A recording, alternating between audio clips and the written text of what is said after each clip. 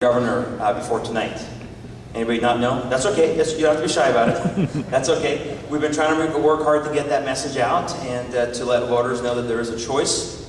And I think you'll hear tonight, after tonight, that there's a clear choice. And we really are excited to be able to communicate not only why I'm running for governor, as well as this message tonight on Till, but the need for courageous leadership and the need to have a very different focus on our government. I think for too long we've compromised on our principles and what we need to stand for to turn things around.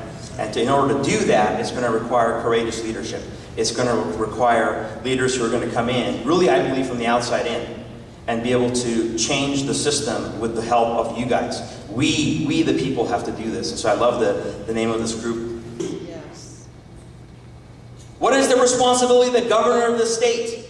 I get tired of people who say, we need a governor who's just an administrator. No, we need a governor who's a leader, who understands the threats that we are facing. We have to tackle the power of the public sector unions.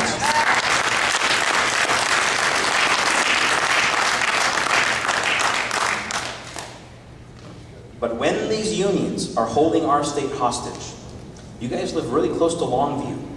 We have to, and hear me on this, we have to strike down our collective bargaining laws. They are not constitutional. I do not believe that collective bargaining is a right. I believe it's a privilege. Yes. It's a privilege. Nobody is owed by God-given right a healthcare plan or a pension plan. It's a privilege. And the last thing I will do in this state, and is my commitment, and I believe it is where we gotta go if we're gonna survive, we must become a right-to-work state. We must be able to become a right-to-work state. And yet pundits tell me that these are not state issues. Because you should talk about transportation and the budget and reform and things like that. You have to make that decision. I think these are massive state issues. We talk about crisis, and it's hard to talk about these root issues. They're not easy. It's going to require very, very tough leadership. It's going to require all of you to be engaged. Because even if you have someone in leadership, we have to do it. One person will not be able to do this, but one person can lead. And courage is contagious. But we got to stand on some things first, and our hope is in this. First of all, our hope is in that the fact that we have to put principles before party politics. We've got to stop. We've got to stop with this mantra that, you know what, all that matters is we win.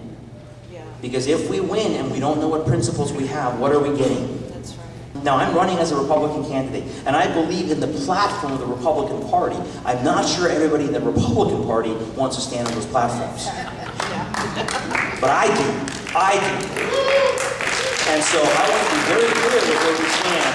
And I'm telling you, if you go to our website, I'd rather have someone disagree with me, saying, you know what, I don't agree with this principle. I'd rather them know where I stand, so they know exactly who they're voting for and what they're getting. Our second hope is in the fact that we need the grassroots involved, and everybody has got to vote their principle. Yes. Because if we keep compromising or talking about this lesser of two evils, you know what? If you have a choice in the race that is standing on the principles, that's a clear choice. But everybody's got to vote, and everybody's got to get involved and not say, well, you can't win. You know, people say to me, well, you're not electable. You don't have electability. Were the founders electable?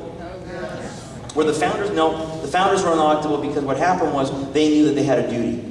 With God's help, they're about to birth a nation. Yes. With God's help, we have to save a nation. Amen. And lastly, I want to say this is our hope. We are a nation under God. Amen. And we, you know, it rolls off our tongues. God bless America, God bless America, God bless America. But folks, do we really mean that? Because for a generation and a half, we've sure done everything we can to tell them to get out of America. Get out of our government, get out of our schools, get out of our any public life.